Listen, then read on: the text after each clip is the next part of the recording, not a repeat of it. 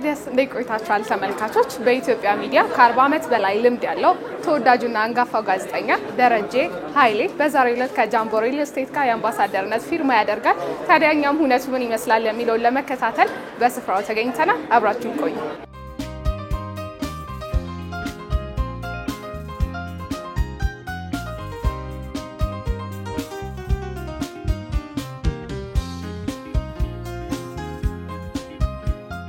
ጃምቦ ሪል ስቴት ከደረጀ ጋር ሊገባ ያሰበው ትብብርና እሱን በዚህ ፖዚሽን ላይ ለማስቀመጥ ያሰበ ለሱ ደግሞ ልናደርግ የታሰበው ነገር የልደት በዓሉን ለማድመቅ በሚል እንደ ሰርፕራይዝ ተይዞ የነበረ ነገር ነው።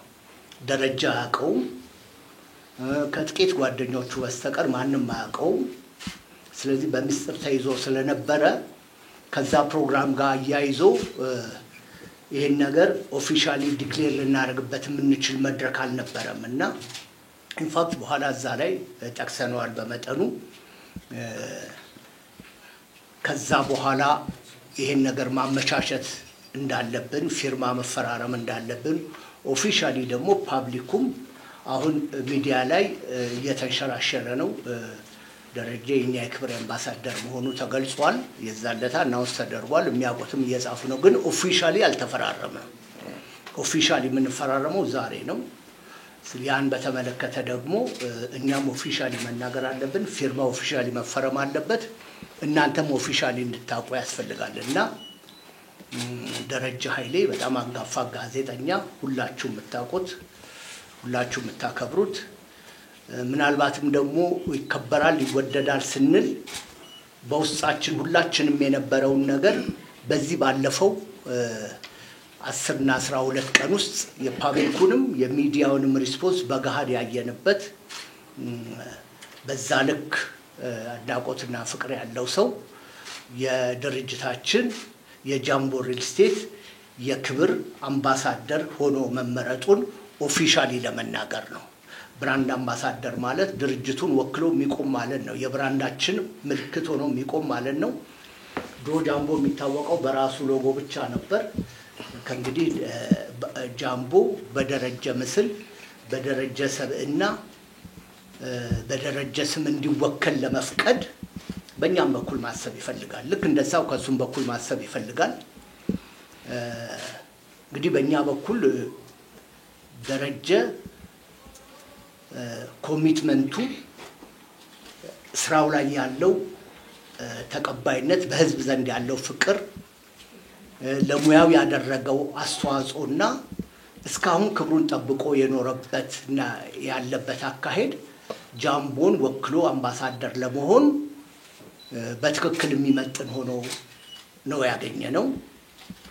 በዚህ ምክንያት ደረጀን የብራንድ አምባሳደር አድርገን ለመቀበል የወሰንነው በደስታም በፍላጎት በሙሉ ፈቃደኝነት ነው።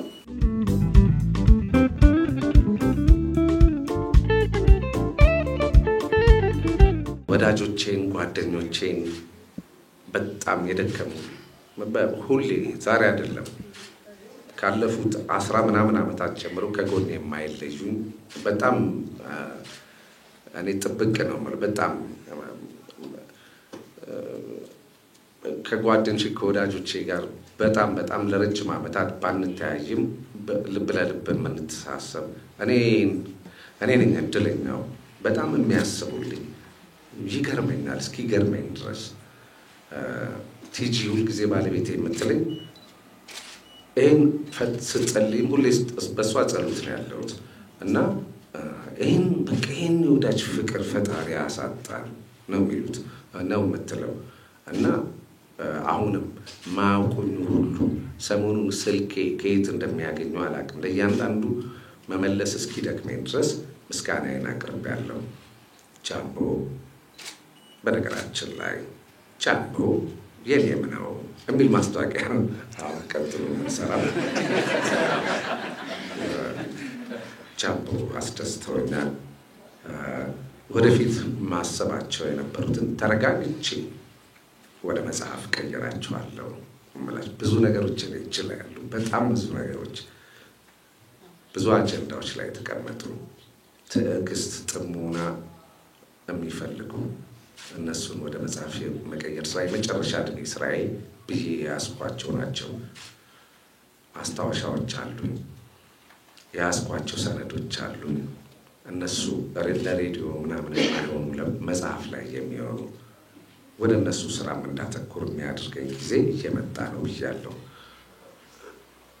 ስለ ጋዜጠኝነት ምክንያቱም እዚህ ውስጥ ያላችሁትን በሙሉ ሳያችሁ ወጣት ጋዜጠኞች ናቸው። 1974 እና 75 ዓመተ ምህረት ኢትዮጵያ ሬዲዮ ሲጀምር በጣም ቀጭን ክብ እዚህ ድረስ ጸጉሬን እንደዚህ ነበር የማበጠረው፣ ክብ አፍሮ ቀጭን ስለ ራስ እንደዚህ እንደሚባል አላውቅም፣ ዘናጭ እንደዛ አይነት ጋዜጠኛ ነበር። ጓደኞቼም የሚናገሩት የሚመሰክሩት ነው። ከጋዜጠኝነት ሌላ በህይወቴ ሌላ ስራ አላውቅም። አንድ ድርጅት ተከፍቶ ይሄን አስተዳደር፣ አንድ የንግድ እንትን ተከፍቶ ይሄን ስራ ብባል አልችልም፣ አከስረዋለሁ።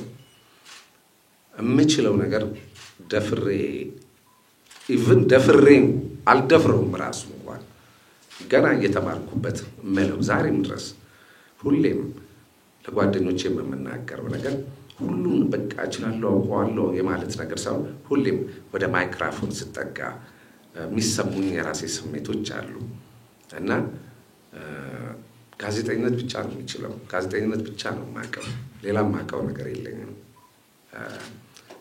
ግን ጋዜጠኝነት አልከፈለኝም ብዬ አማርሬ አላውቅም ነበር።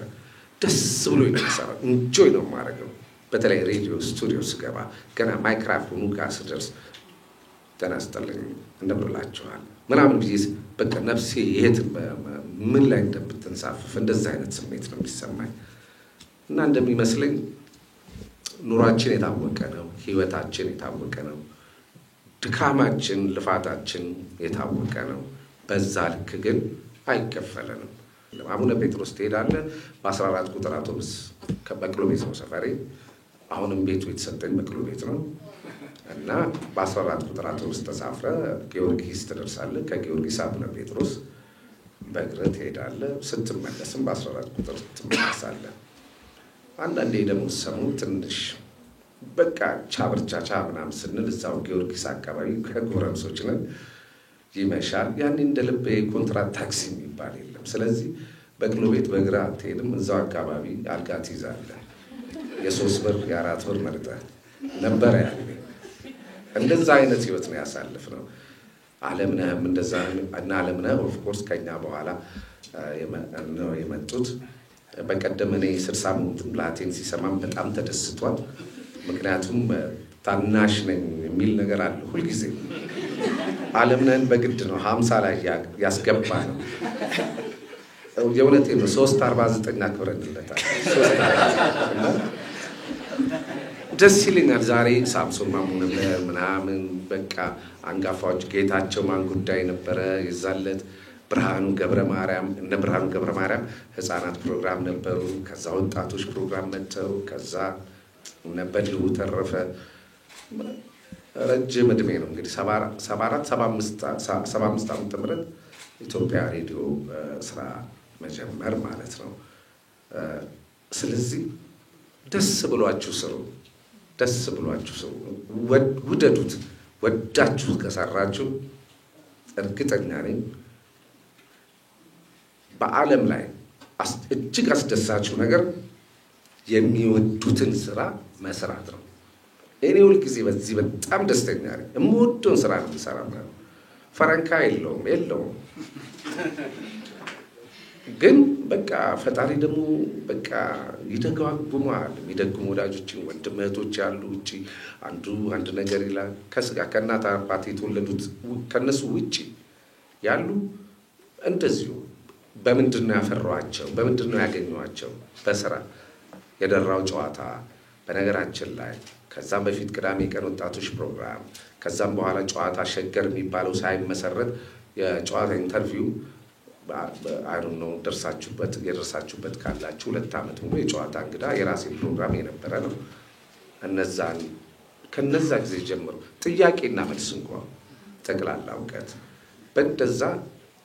በእንደዛ ያገኘኋቸው ወዳጆች ናቸው ያሉ በስራ ያፈሯቸው ወዳጆች ናቸው ዛሬ ይሄን ያደረጉልኝ በስራዬም ምክንያት ስላመኑበት ነው ጃምቦ ዛሬ እኔን የክብር አምባሳደር ያደረገኝ ጋሽ ደቤ እንደተናገረው ሁልጊዜም በሌላ የሙያ ዘርፍ ላይ ያሉት ናቸው ለአምባሳደርነት የሚታጩት ስለዚህ እኛም በጋዜጠኝነቱ ሙያ ያለነው ሰዎች በተለያየ መስክ የተለያየ ደረጃ ክብር ማዕረግ ማናገኝበት ምክንያት የለም ከሰራ እግዚአብሔር ያክብርልኝ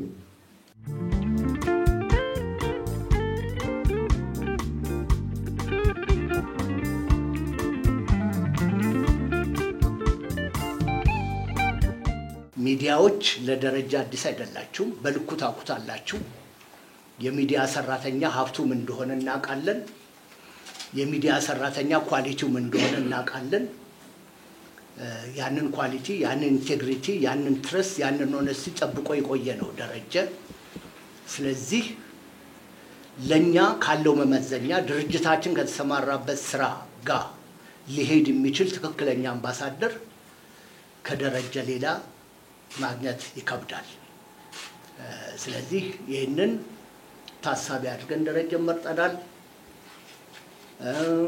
እኛ ጋር ያለ ኳሊቲ እሱ ጋር ካለ ኳሊቲ ተደምሮ ለማህበረሰቡ ወደ ማርኬቱ ስንወጣ ትክክለኛውን ገጽታ ይዘን እንወጣለን ብለን እናስባለን ሌላ ይሄ የብራንድ አምባሳደር አሬንጅመንት ወይም ደግሞ ከደረጀ ጋር ያለን ኢንጌጅመንት የመጣበት መንገድ መናገር ያስፈልጋል አንዳንድ ሰዎችም ከየት አገኛችሁት እንዴት ሆነ እንዴት ተገናኛችሁ ትክክል ሰው ነው የመረጣችሁት ምናምን ይላሉና እኛ ደሬን አውቀን አልመረጥነው ካገኘን በኋላ ነው እንጂ ኢንዶርስ ያደረግነው